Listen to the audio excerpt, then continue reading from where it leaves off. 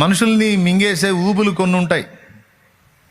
పైకి మట్టి ఉన్నట్టే ఉంటుంది, పోయి అడిగేసామంటే దిగిపోతూ ఉంటాం. ఎంత బయటపడాలని చూస్తాం అంత ఊబిలోకి దిగుతూ ఉంటాం. దాన్ని నిరాశ ఊబి. మామూలు ఊబులు వేరు, నిరాశ ఊబి వేరు. ఇది ఇంకా భయంకరమైన ఊబి. ఆ ఊబిలో పడ్డాడన్నా బయటకు వస్తాడే కానీ ఈ ఊబిలో పడ్డాడు 2 విధాలా నష్టపోతాడు, భౌతికంగా ఆత్మీయంగాను కూడా. అందుకని సమస్యల్లోకెల్లా పెద్ద సమస్య నిరాశ అనేది మనల్ని ఆవరించటం. దాన్ని రానియకూడదు అనేది దేవుని వాక్యం మనకి ఇస్తున్న సాక్ష్యం. బాగా వినండి.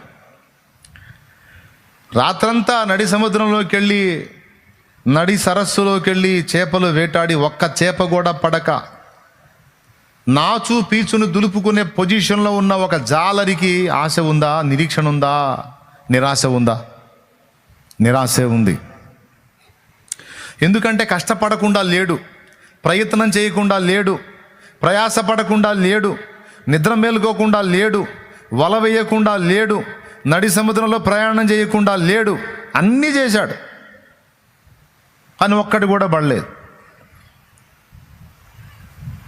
చేయనోటికి చెబితే ఓ నేను చేయలేదు కదా ఇప్పుడు చేద్దామని ప్రయత్నం చేస్తాడు.